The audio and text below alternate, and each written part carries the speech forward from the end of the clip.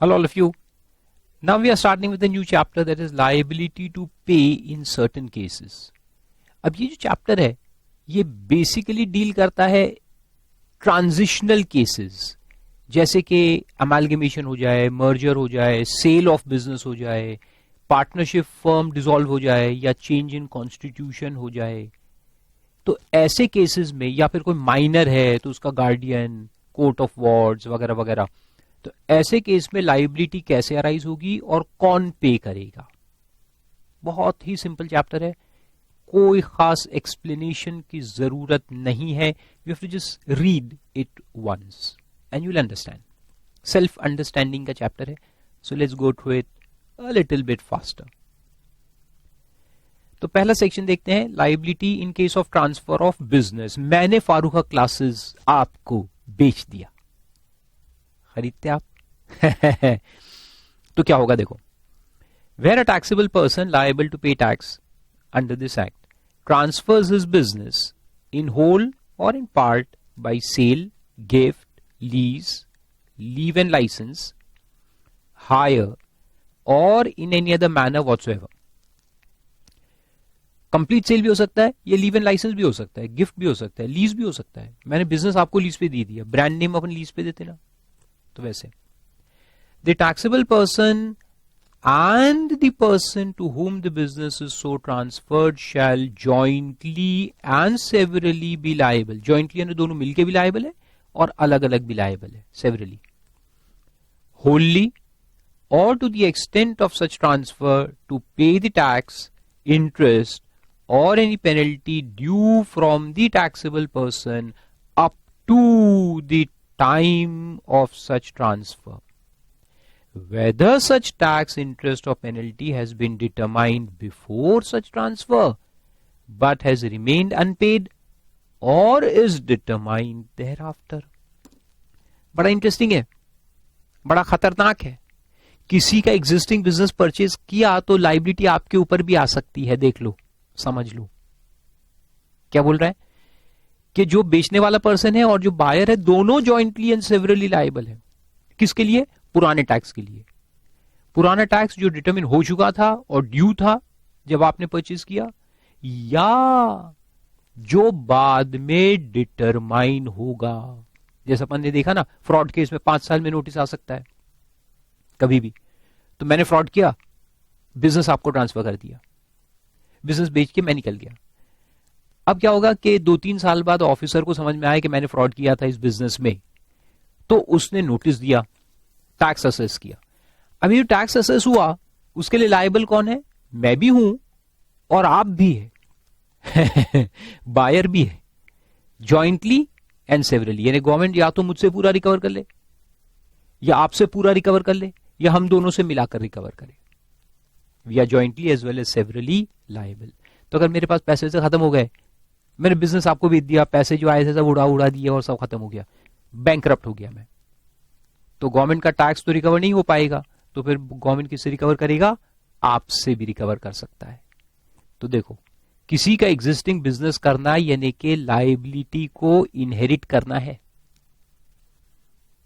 तो पूछ लेना बिजनेस परचेज करने के पहले कि भैया तुम्हारा कोई पुराना लायबिलिटी तो नहीं है. तो वो तो चलो समझ में आता है कि पुराना लायबिलिटी तो नहीं है, विच इज रिमेनिंग अनपेड.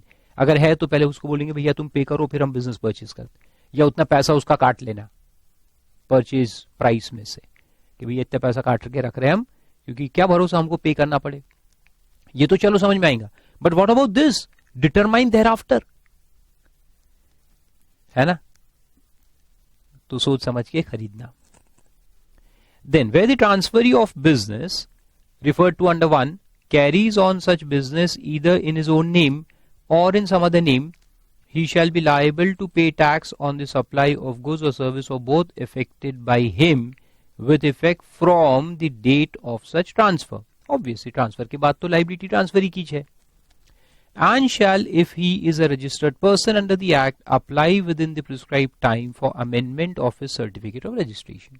अगर वो ऑलरेडी रजिस्टर्ड पर्सन है, जैसे आपका कोई बिजनेस है, आप ऑलरेडी रजिस्टर्ड हो, फिर आपने मेरा बिजनेस भी परचेज कर लिया, तो आपको क्या करना पड़ेगा? अपनी सर्टिफिकेट को अमेंड करवाना पड़ेगा और ये बिजनेस को इंक्लूड करना पड़ेगा.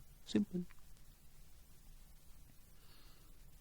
Then liability of agent and principal, second point. तो पहले पॉइंट में था सेलर एंड बायर, अब आया एजेंट एंड प्रिंसिपल. तो लिखा है बहुत ही सिंपल है तो कि वेयर एन एजेंट सप्लाइज और receives any taxable goods on behalf of principal, such agent and his principal shall be jointly and severally liable to pay the tax payable on such goods under this act. Normally तो principal पे करेगा, लेकिन अगर principal भाग गया तो agent को भी लाइबिलिटी आएगी, ऐसा है. तो they are jointly and severally liable. Then liability in case of amalgamation और मर्जर ऑफ कंपनीज. अब इसमें देखो अमालगमेशन हो गया, मर्जर हो गया, तो उसमें कौन जिम्मेदार है? So where two or more companies are amalgamated or merged in pursuance of an order of court or tribunal or otherwise. Court के थ्रू नॉर्मली होता है, अपन ने कंपनी लॉ में पढ़ा है. And the order is to take effect from a date earlier to the date of the order. जिस दिन order आया उसके पहले से amalgamation फोर्स में आएगा अगर. And any two or more such companies have supplied or received any goods or service or both to or from each other during the period commencing on the date from which the order takes effect till the date of the order, then such transactions of supply and receipt shall be included in the turnover of supply or receipt of the respective companies, and they shall be liable to pay tax accordingly. कुछ समझ में आया? Simple है. देखो इसका diagram बना के मैं आपको समझाता हूं. ये ए लिमिटेड था, ये बी लिमिटेड था. अब ए लिमिटेड क्या हुआ कि हम एक डेट लेते हैं, इनके बीच में अमालगमेशन एक एग्रीमेंट हुआ. एग्रीमेंट का डेट है मान लो कि 7th of January 2018.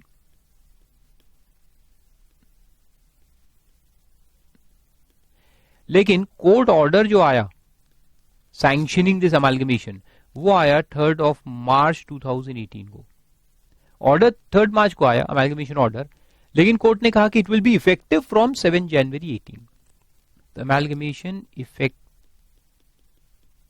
हुआ फ्रॉम 7 Jan 18, लेकिन ऑर्डर कब आया? Sanctioning order 3rd of March 2018. ठीक है, यहां तक तो समझ में. अब क्या हुआ है कि ये पीरियड जो है, इस पीरियड में ए लिमिटेड ने कुछ गुड्स सप्लाई किए हैं बी लिमिटेड को, एंड सिमिलरली बी लिमिटेड ने भी कुछ गुड्स या सर्विसेज सप्लाई किया है ए लिमिटेड को. आपस में इनका डीलिंग चल रहा था. सो सप्लाईज वर गोइंग ऑन, इधर और सप्लाईज चालू है. नाउ द पॉइंट इज कि अगर इस दिन से अमालगमेशन इफेक्टिव हो गया तो इसका मतलब कि ये दोनों तो एक हो गए. अगर ये दोनों एक हो गए, कब से एक हुए? 7 जनवरी से एक हो गए. तो अगर यहां से एक हो गए ऐसा मानोगे तो फिर ये जो आपस के ट्रांजैक्शंस है ये तो सप्लाई के बाहर निकल जाएंगे ना, क्योंकि सप्लाई का डेफिनेशन क्या है? 1% टू अनदर. 1% टू अनदर होना चाहिए ना. अगर ये एक ही है तो सप्लाई नहीं है, सप्लाई नहीं है तो टैक्स भी नहीं है. तो क्या ये बोल के लोग बच जाएंगे टैक्स भरने से इस पे? है ना, ये पॉइंट अराइज हो सकता था कि यार हम अमालगमेशन तो कब से हो गए? 7 जनवरी से. सो 7 जनवरी से लेके जो हमारे ट्रांजैक्शंस है वो आउट ऑफ जीएसटी हो जाएंगे, out of supply, because supply की डेफिनेशन क्या है? 1% टू अनदर. तो इसलिए यहां पे लिखा है गवर्नमेंट ने कि ऐसा नहीं माना जाएगा. ये जो ड्यूरेशन है ऑर्डर और इफेक्टिव अमालगमेशन का डेट, इस बीच में जो भी ट्रांजैक्शंस हुए होंगे ये सब ट्रांजैक्शंस टैक्सेबल माने जाएंगे. All these transactions between themselves will be taxable, as if they are transactions made by one person to another. ऐसा मानते हुए उसको टैक्स करेंगे. आया समझ में? Interesting point. लिख लिया आप लोगों ने? Very good.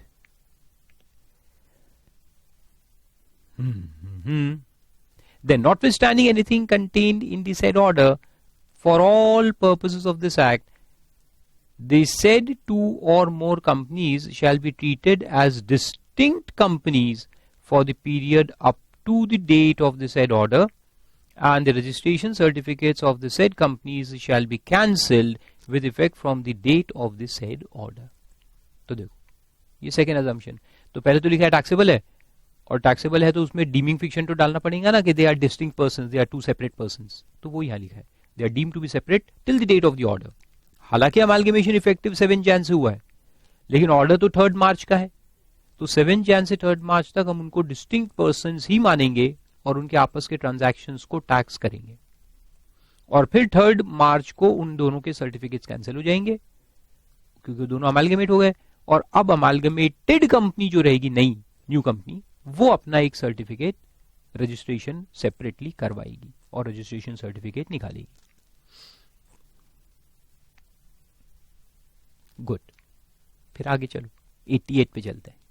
Liability in case of company in liquidation.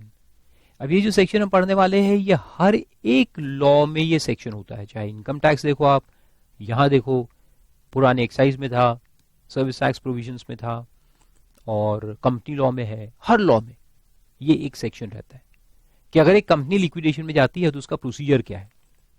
तो प्रोसीजर ऐसा रहता है कि जो लिक्विडेटर अपॉइंट होता है वो इन्फॉर्म करता है to the officers that he has been appointed as a liquidator, and then all the liabilities are settled by the liquidator before the final liquidation of the company. जितनी भी liability है company की उसको वो पूरा करेगा, पे करेगा.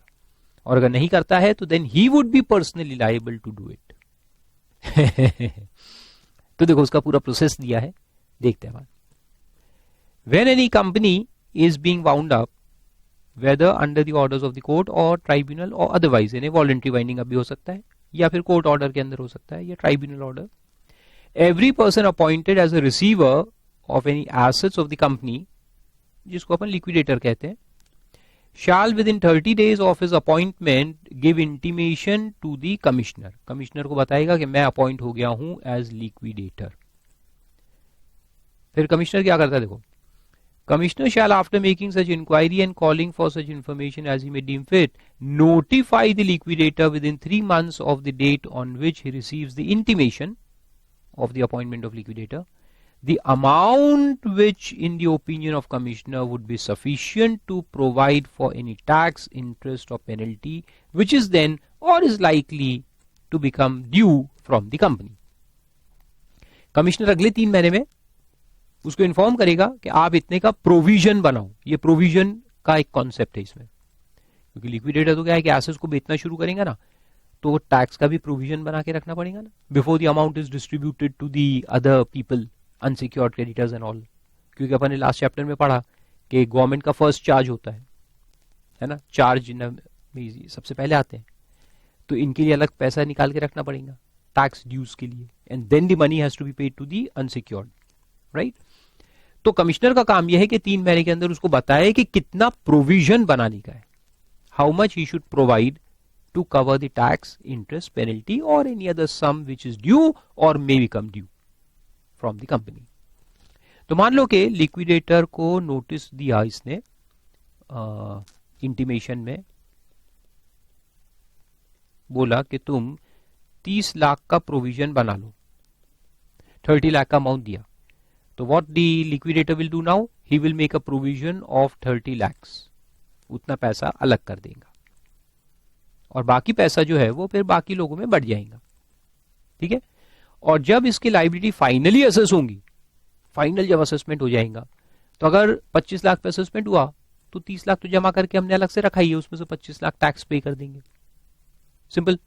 लेकिन अगर 35 लाख पे असेसमेंट हुआ, तो अगर 35 लाख पे असेसमेंट हुआ तो लिक्विडेटर के पास 30 लाख तो रखा ही है, वो दे देगा. उसके बाद और भी पैसा अगर बचा हुआ है तो वो भी दे देगा 5 लाख. लेकिन अगर पैसा खत्म हो चुका है, सिर्फ ये 30 लाख है, then liquidator will be liable to pay only 30 lakh towards the liability of the company. क्योंकि भैया आपने मेरे को बताया था इतना प्रोविजन बनाओ, मैंने बनाया, बाकी सब पैसा तो बांट दिया, खत्म हो गया, so now I will pay only 30 lakh. Simple. और अगर ये प्रोविजन नहीं बनाता, लिक्विडेटर अगर प्रोविजन नहीं बनाता और पूरा पैसा बांट देता है लोगों में, बाकी क्रेडिटर्स में, और फिर अगर 25 लाख की लायबिलिटी खड़ी हुई और वो कहता है मेरे पास तो पैसे ही नहीं है, so then the liquidator will become personally liable to pay that 25 lakhs. और अगर 35 लाख की लाइबिलिटी है, then the liability of liquidator will be 30 lakhs. That is to the extent of the intimation that was given, but which he failed to provide. तो उसकी 30 लाख की liability खड़ी होगी, या 25 है तो 25, 30 है तो 30, 35 है तो 30. तो देखो आगे लिखा है, when any,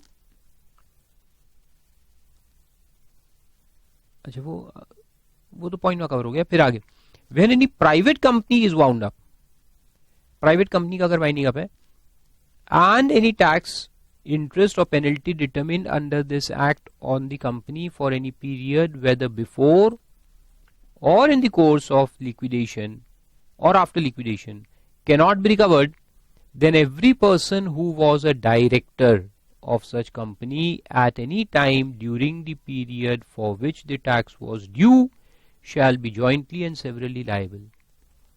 तो प्राइवेट कंपनी के केस में डायरेक्टर्स भी पर्सनली लायबल रहते हैं. पर्सनली लायबल, नॉर्मली कंपनी में हम क्या देखते हैं, लिमिटेशन ऑफ लाइबिलिटी रहता है. You are liable only to the extent of the unpaid amount of the share, है ना. लेकिन प्राइवेट कंपनी में ऐसा नहीं है. प्राइवेट कंपनी में पर्सनल लाइबिलिटी अराइज होगी डायरेक्टर्स की. कौन से टैक्स के लिए, जो टैक्स ड्यूज है लिक्विडेशन तक के. लिक्विडेट हो गई है तो पहले के जो भी टैक्स ड्यूज है अगर कंपनी पे नहीं कर पा रही है तो डायरेक्टर्स को अपनी जेब से भरना पड़ेगा पर्सनल लाइबिलिटी. लेकिन उसमें एक एक्सेप्शन भी है फिर, अनलेस, देखो, unless he proves to the satisfaction of the commissioner that such non recovery cannot be attributed to any gross neglect, misfeasance or breach of duty on his part in relation to affairs of the company. यानी अगर ये proof करे directors कि भाई company winding up में गई इसलिए क्योंकि वो बैंकरप्ट हो गई थी, बिजनेस में लॉसेस की वजह से पैसे खत्म हो गए, और पैसे खत्म हो जाने की वजह से हम टैक्स का पेमेंट नहीं कर पा रहे, कंपनी टैक्स पेमेंट नहीं कर पा रही है because of normal losses in the course of business, not because of their gross negligence और मिसफीसेंस और मिसट्रस्ट. यानी डायरेक्टर्स ने फ्रॉड किया, गलत चलाया कंपनी को, ऐसा नहीं है, पैसा खा गए, ऐसा नहीं है. सब कुछ बराबर चल रहा था लेकिन लॉसेस इनकर हो रहे थे बिजनेस में, मार्जिन्स कम हो गए, बिजनेस डाउन हो गया और इसकी वजह से अपन डूब गए. तो फिर डायरेक्टर्स की पर्सनल लाइबिलिटी नहीं आएगी. ये प्रूफ करना पड़ेगा आपको कि ग्रॉस नेग्लिजेंस या मिसफीसेंस या ब्रीच नहीं था उनकी तरफ से. लेकिन अगर उनकी तरफ से नुकसान हुआ है, they have mismanaged the company and therefore the company has gone into losses and therefore winding up, then they would be personally liable. Directors ने धोखा किया है और पैसे डुबा दिए हैं तो then they will be personally liable. फिर उसके बाद सेक्शन 89 है, liability of directors of private company. तो जैसे हमने ऊपर देखा कि वाइंडिंग अप के समय अगर प्राइवेट कंपनी की लाइबिलिटी है तो डायरेक्टर्स पर्सनली लायबल होते हैं. वैसे ही नॉर्मल कोर्स में भी दिया है, रेगुलर कोर्स में एज अ गोइंग कंसर्न अगर प्राइवेट कंपनी की लाइबिलिटी है जीएसटी की और वो अगर पे नहीं कर पा रही है तो डायरेक्टर्स से पर्सनली रिकवर किया जा सकता है, विद द सेम एक्सेप्शन कि अगर वो प्रूफ करे कि ये नॉन पेमेंट हमारी गलती की वजह से नहीं है तो फिर नहीं करेंगे. देखो, notwithstanding anything contained in the companies act 2013, companies act को ओवरराइड क्यों किया है, क्योंकि कंपनीज एक्ट में कॉन्सेप्ट क्या है, लिमिटेड लाइबिलिटी का. तो ये लिमिटेड लाइबिलिटी का जो कॉन्सेप्ट कंपनी लॉ में है उसको यहां ओवररूल किया जा रहा है. तो यहां अपन डायरेक्टर्स की लाइबिलिटी को क्या बना रहे हैं, unlimited. Where any tax, interest और penalty due from a private company, लेकिन ये लॉ सिर्फ प्राइवेट कंपनी के लिए है, नॉट फॉर पब्लिक कंपनीज. तो अंबानी इसमें नहीं फंसेगा, फारूक हक फंसेगा बेचारा क्योंकि उसकी प्राइवेट कंपनी है. Private company in respect of any supply of goods or service of both for any period can not be recovered. देखो यहां फॉर एनी पीरियड लिखा है, कैन नॉट बी रिकवर्ड.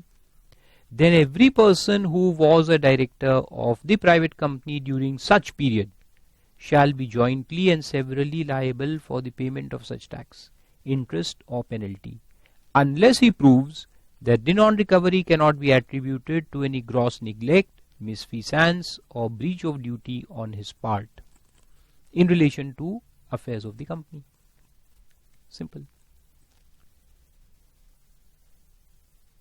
और दूसरे पॉइंट में लिखा है कि where the private company is converted into public company and the tax interest or penalty in respect of any supply of goods or service or both for any period during which such company was a private company. यानी private company जब थी और supplies किए थे उसका tax अगर वसूल नहीं हुआ है और इस प्राइवेट कंपनी को हमने पब्लिक में कन्वर्ट कर दिया, तब क्या होगा? Cannot be recovered before such conversion, then nothing contained in subsection 1 shall apply to any person who was a director of such private company in relation to any tax interest or penalty in respect of such supply of goods or service or both of such private company, provided that nothing contained in subsection shall apply to any personal penalty imposed on such director. वो तो ठीक है, personal penalty है तो वो तो apply हो जाएगा, लेकिन एक बार प्राइवेट कंपनी पब्लिक में कन्वर्ट हो गई तो उसकी जो पुरानी लाइबिलिटीज थी वो अपन डायरेक्टर्स से वसूल नहीं कर सकते after it is converted into public company. यानी सबसेक्शन 1 वहां एप्लीकेबल नहीं है. Nothing contain in subsection 1 shall apply. यानी कि ये अच्छा तरीका है, अगर आप प्राइवेट कंपनी चला रहे हो और उसमें लाइबिलिटीज है और बचना है तो क्या करो, उसको पब्लिक कंपनी में कन्वर्ट कर डालो. And once it becomes a public company तो फिर जो पुराने डायरेक्टर्स थे उनसे वसूली नहीं की जा सकती, उनकी लाइबिलिटी अनलिमिटेड नहीं की जा सकती. Interesting.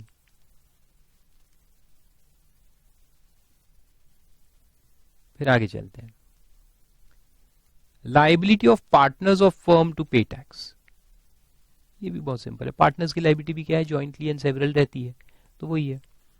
Notwithstanding any contract to the contrary and any other law for the timing in force, where any firm is liable to pay any tax, penalty, interest, the firm and each of the partners of the firm shall be jointly and severally liable.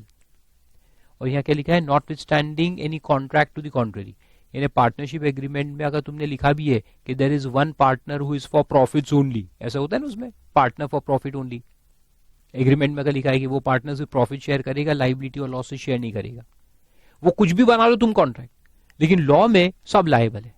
Law कहता है कि all partners, each of the partners and the firm are jointly and severally liable. Then, provided that where any partner retires from the firm, he or the firm shall intimate the date of retirement of the said partner to the commissioner by a notice in that behalf in writing, and such partner shall be liable to pay tax, interest, penalty due up to the date of his retirement, whether determined or not on that date.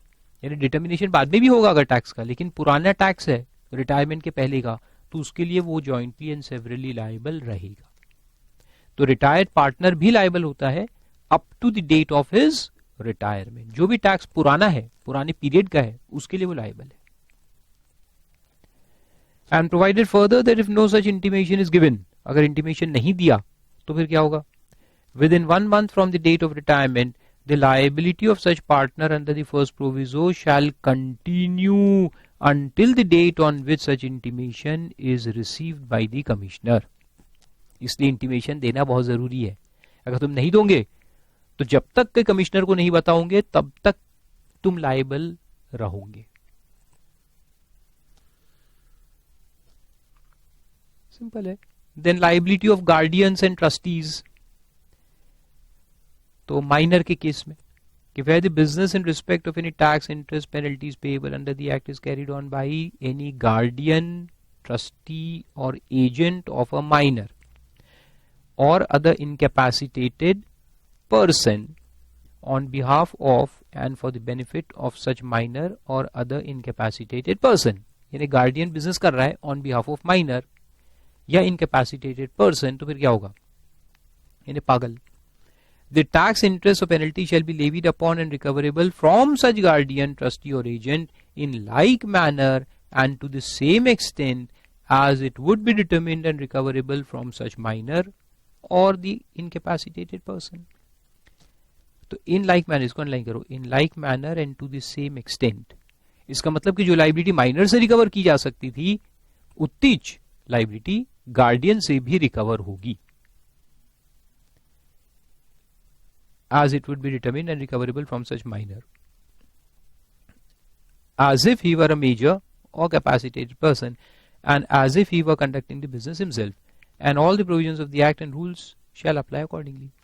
यानी इसको equivalent liability कहते हैं। जो minor की liability है, minor की liability तो नहीं रहती, लेकिन मान लो कि वो मेजर होता तो जो लाइबिलिटी उसकी होती वो गार्डियन की रहेगी। सिंपल। फिर 92 में है कोर्ट ऑफ वार्ड्स, यानी जो माइनर अनाथ बच्चे जो होते ना, उनका अगर वो बिजनेस है, माँ बाप मर गए, बिजनेस छोड़ के गए, किसके लिए? उनके बच्चे के लिए, लेकिन बच्चा माइनर है, अब वो अनाथ है, तो कोर्ट ऑफ वार्ड्स जो होता है वो फिर उसको कस्टडी में लेता है। बिजनेस का कस्टडी किसके पास होता है? कोर्ट ऑफ वार्ड्स या एडमिनिस्ट्रेटर जनरल अगर वो अपॉइंट हुआ है तो, या ऑफिशियल ट्रस्टी, अलग अलग नाम रहते हैं, तो फिर वो लायबल रहेंगे। Same to same, as if the minor would have been liable to pay if he were to be a major person. तो वो भी सेम है, उसको कोई पढ़ने की जरूरत नहीं है। फिर 93 आता है कि save as otherwise provided in insolvency and bankruptcy code of 16 where a person liable to tax, interest or penalty under this act dies। एक आदमी बेचारा मर गया, तो क्या होगा? Then if a business carried on by the person is continued after his death by his legal representative or any other person, such legal representative or the other person shall be liable to pay tax, interest and penalty due from such person under this act। यानी मरने वाले की liability कौन inherit करेगा? The legal representative or other person who carries on the business। जिसके पास business गया उसके ऊपर लाइबिलिटी गई, सिंपल।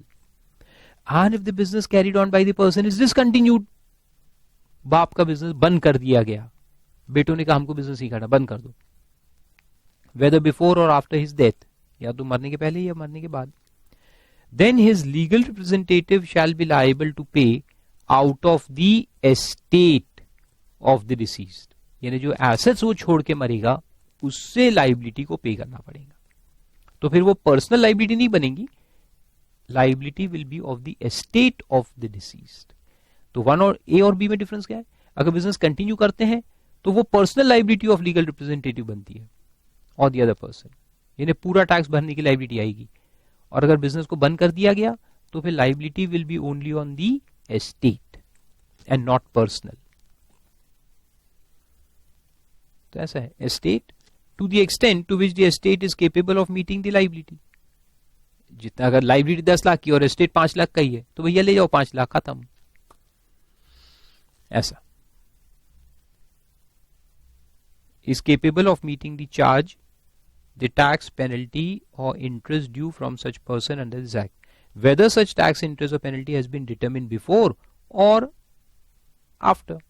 determination before भी हो सकता है, after भी हो सकता है। liability जो भी arise होगी that will be restricted to the estate, ठीक है, उससे ज्यादा नहीं। और सबसेक्शन 2 में लिखा है कि save as otherwise provided in the insolvency and bankruptcy code where a taxable person being liable to pay tax, interest or penalty is a HUF, अगर HUF है, or an AOP, and the property of the HUF or the AOP is partitioned amongst the various members or group of members। partition अगर हो गया तो फिर क्या होगा? each member or group of members shall be jointly and severally liable to pay tax, interest and penalty due from the HUF। HUF या AOP की जो लाइबिलिटी थी वो इनको शेयर करनी पड़ेगी जॉइंटली एंड सेवरली। और उसके बाद लिखा है कि where a taxable person liable to pay tax, interest और penalty is a firm and the firm is dissolve. अगर फर्म डिसॉल्व हो जाए तो फिर कौन लायबल रहेगा फर्म की लाइबिलिटी को पे करने के लिए? Partners, jointly and severally. Simple है, नहीं लिखा रहता तो भी हम वही करते हैं। Every person who was a partner shall be jointly and severally liable। और 4th पॉइंट में लिखा है कि where the taxable person liable to pay tax interest or penalty under this act is a guardian of a ward on whose behalf the business is carried on by the guardian, or is a trustee who carries on business under a trust for a beneficiary, then if the guardianship or the trust is terminated, वो guardianship अगर terminate हो जाए तो क्या होगा? Guardian बोलेगा अब मैं गार्डियन नहीं रहना चाहता, अब दूसरे को गार्डियन बनाऊं, तो क्या होगा? The ward terminated, the ward or the beneficiary shall be liable to pay tax. यानी जो बच्चा है या जो बेनिफिशियरी है वो अब लाइबल हो जाएगा, क्योंकि गार्डियन खत्म हो गया तो बच्चा खुद लाइबल होगा. Liable to pay tax interest penalty due from the taxable person up to the time of termination of the guardianship or trust, whether such tax interest penalty has been determined before or after. पुरानी liability हो या नहीं हो, जो भी है, तो अब वो बच्चा या बेनिफिशियरी जो है वो खुद लाइबल रहेगा.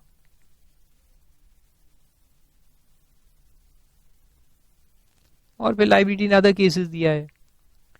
Where a taxable person is a firm or AOP or HUF and such firm, AOP or family is discontinued business को अगर बंद कर दे, डिसॉल्व ना हो लेकिन बिजनेस को बंद कर दे, तो भी वही चूंगा. The tax interest and penalty, family नहीं, penalty payable under the act by such firm, AOP or family up to the date of discontinuance may be determined as if no such discontinuance had been taken.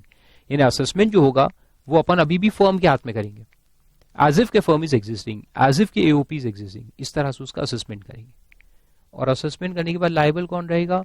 Every person who was a partner of the firm or member of AOP shall notwithstanding discontinuance jointly and severally liable. वही जो partners थे या members थे वो सब liable रहेंगे along with the firm. लेकिन firm तो डिसॉल्व हो गया, तो अब जितने पार्टनर्स थे वो सब लाइबल रहेंगे jointly and severally to pay the tax, चाहे डिटर्मिनेशन पहले हो या बाद में हो. फिर है कि where a change has occurred in the constitution of the firm or AOP, कुछ लोग रिटायर हो गए, कुछ लोग नए आ गए, तो क्या होगा? उसमें भी वही, जो पुराने पार्टनर्स थे, चेंज के पहले की जो लाइबिलिटी है वो पुराने पार्टनर्स बेयर करेंगे जॉइंटली एंड सेवरली, और चेंज के बाद की नए पार्टनर्स. बहुत सिंपल है, पढ़ने की जरूरत भी नहीं रहती.